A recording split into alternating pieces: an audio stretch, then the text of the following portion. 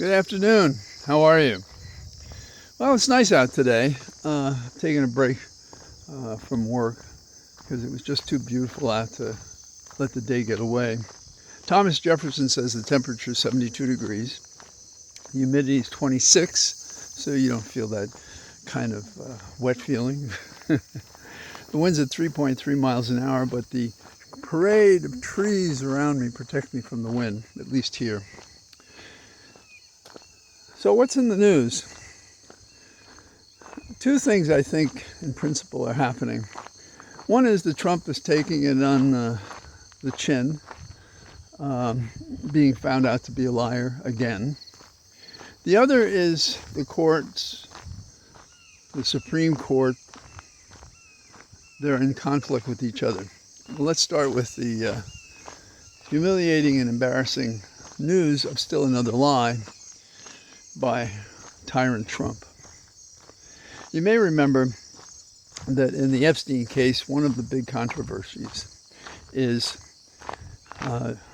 what role, if any, did Trump play in a special birthday proclamation to Epstein? And he denied that it existed.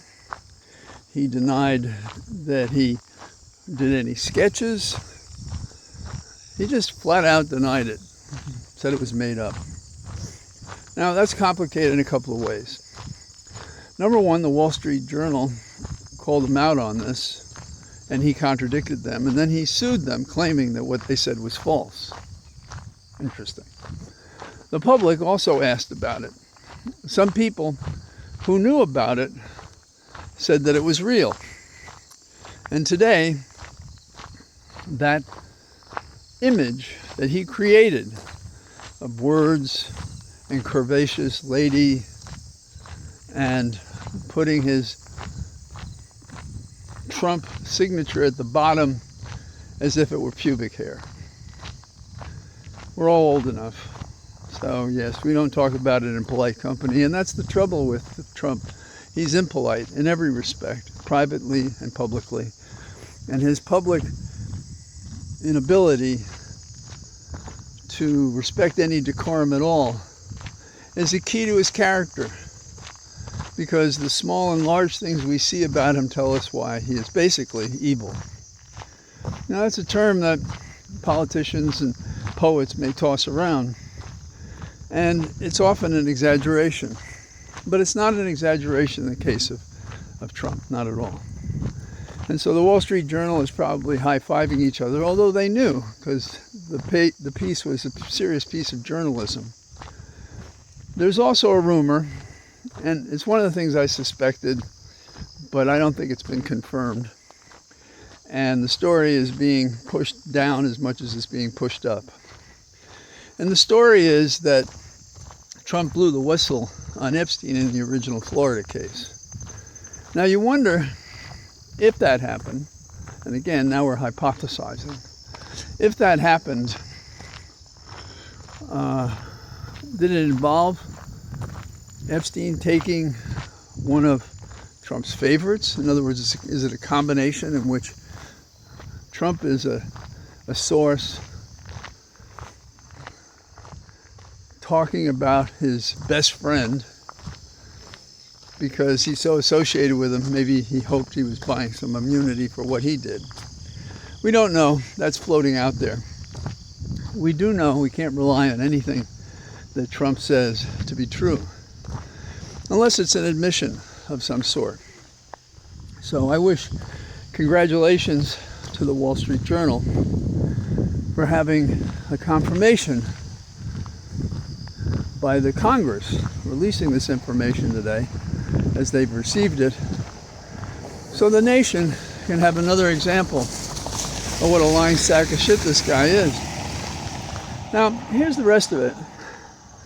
There's a phenomenon that no doubt you've noticed among your friends who seem ordinary in every other way, meaning how you got along on whatever basis you did. And now, if you stray near anything critical of Trump, they almost lose their lunch trying to tell you how you're wrong. There's a hypnotism for the people who are composed of a vacuous center with no substance itself and no judgment that cannot be overcome. I call it the Trump zombie phenomenon, that these people will keep going and doing the evil things that Trump does, not just the criminal, not just the misconduct, not just the unethical, not just violations of ordinary decorum.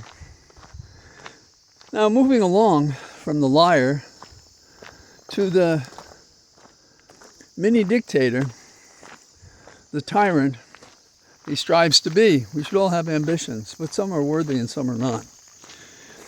He intends an attack on Chicago. Okay, that sounds strong.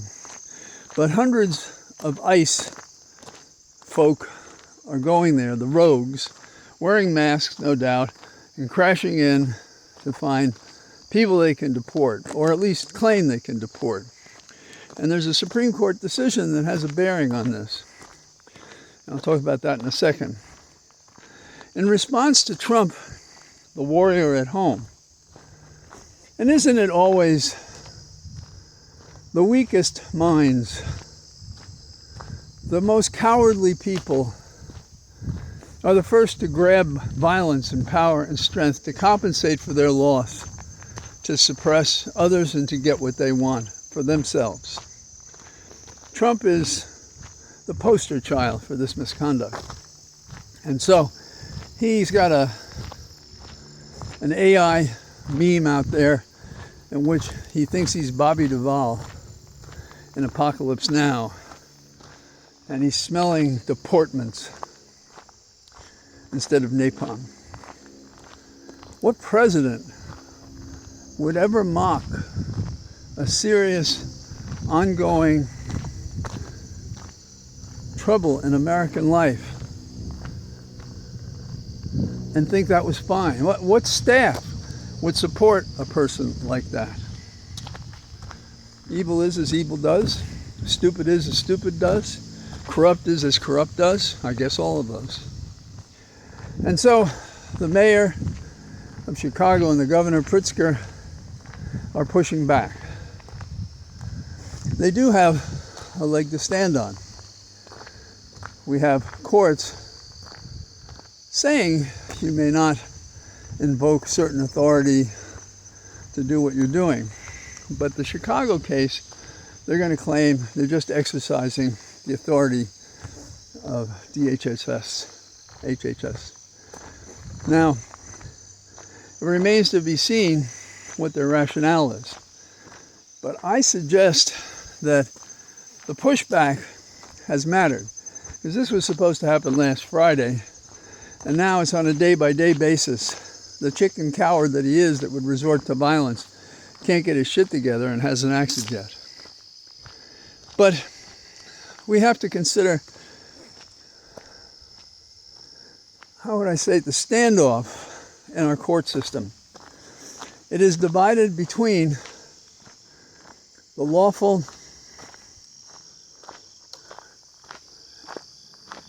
judges, descendants of all the best judges in this nation's history, versus the hacks.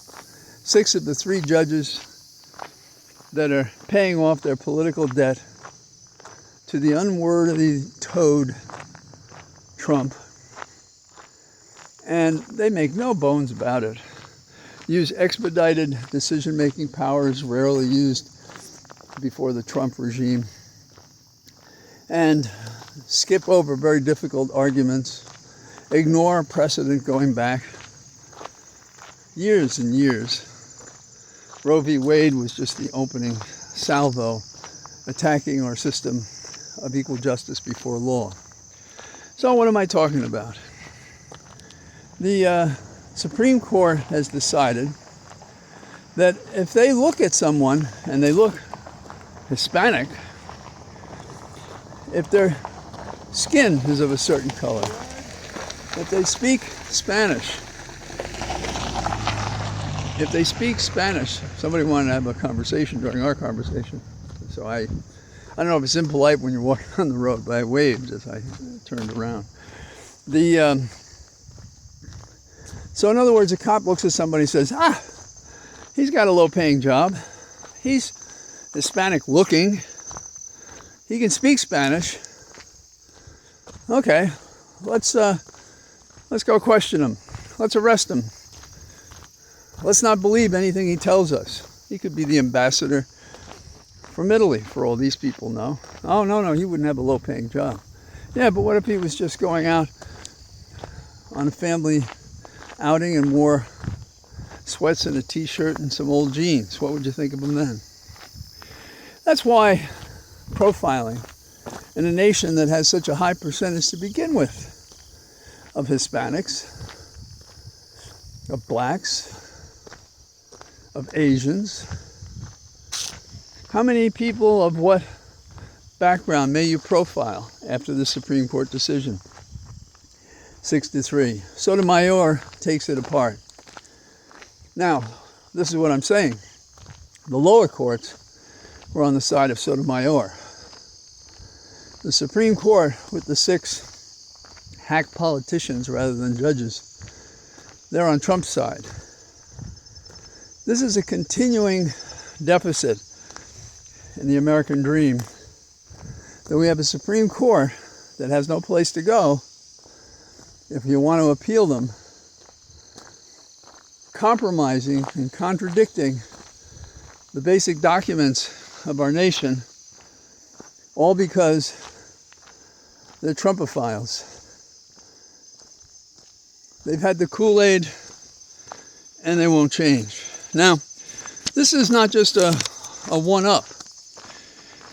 It says not only are profiles okay, but the Supreme Court has said Trump can fire FTC members. How about that? And they are considering whether Trump... Wait a second. I don't think they've decided the situation about fire FTC members, but there may be, I think, a temporary suspension of that decision. And they want to freeze billions of foreign aid dollars, and that's before the Supreme Court. So we have the Alamo stand in court chambers across America. On the one side, we have Bowie and Davy Crockett and you and I fighting to maintain the rights that are clearly stated in the Constitution and in the laws and in the case law, versus these hacks who are speeding up the consideration of cases that are coming up unfavorable to Trump and that they feel should be the law of the land. And yet they go out on the stump and say, why do people not trust us? How could that be? So we're continuously in the fight for our constitutional lives. And they count on people being hurt along the way before they get to, quote, us. Us is probably anybody who's white, and then it'll be anybody who's white male, and then there will be no freedom. An exaggeration? Nah. The wealthy. God has shone on them and given them fortunes. Thus shall they rule. My interpretation of Trump's Calvinism. So, that's what I got to say for the day. The fight goes on, and it must, until the day it's won, and the White House is ransacked of all these evil people, with the top and worst of the bunch, Trump. So, that's what I got to say from our Cathedral of Trees. Talk to you tomorrow. Bye-bye.